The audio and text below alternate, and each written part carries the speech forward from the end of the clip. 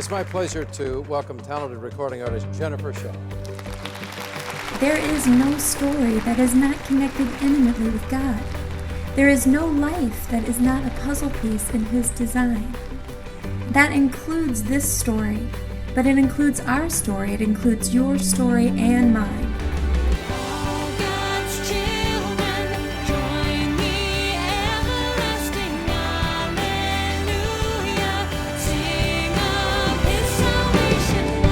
What's been really fun for me in the last couple years is just to see all the unexpected places that God has really taken this ministry. I never dreamed that I would be doing what I'm doing today, and it was not the direction that I would have planned my life to go, and yet when we follow the Lord, I think He takes us on some very interesting and exciting adventures.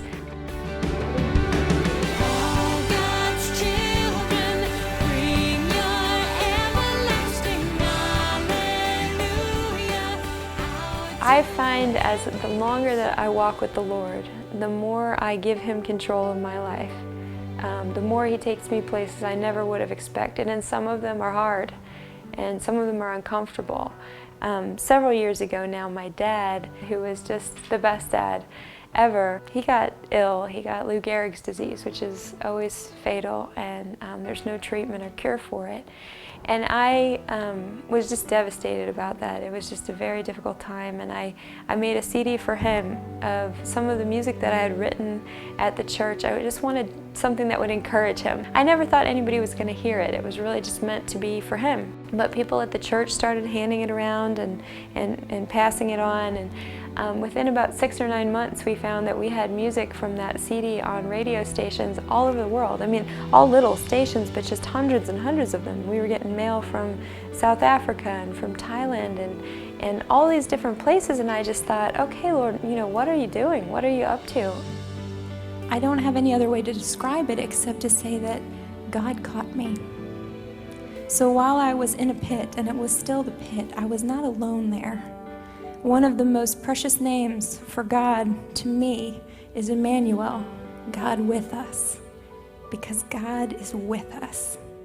When I would tell audiences about my son Toby, I would talk about him, and at every concert I did, and every event I did, every time I would speak, people would come up to me afterwards and they'd say, well, that's my son. What is it? That's my neighbor. Help me. How do I get help? How do I find out what that is? And what it is, what Toby's issue is sensory processing disorder. It's a neurological condition where his brain was not processing sensory input correctly. It was just really scary, and he was shutting down, and we really didn't know what was going on with him. And that was all happening at the exact same time that my dad was dying. For me, it was just a totally disorienting time, and I really had to cling to the promises of God, because He says He will not leave us or forsake us. He says that He will use all things to good. And in so many ways I saw that happen. And we got Toby into therapy. Toby made unbelievable strides. He was discharged from all of his therapy a couple years ago. He went to school as a completely typical kid, and he's doing awesome. And because I've had so many people ask for help, and because we've had so much experience in this area now and such an amazing outcome, I really want to get the word out about what's going on with him and about some of the help for special needs parents that's out there. And you realize that it's all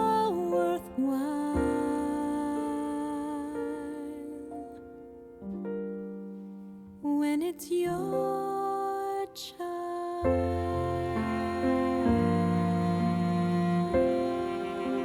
So we wrote this book, and it's about Toby, and it's also about what God was doing in my life at that time, because it talks about the music, it talks about my dad, it talks about God's faithfulness, but it's called Life Not Typical. And we wanted to put that out there to hopefully have something to hand to parents. We've got an appendix in it that's full of information and help and resources and things for people who might be dealing with this.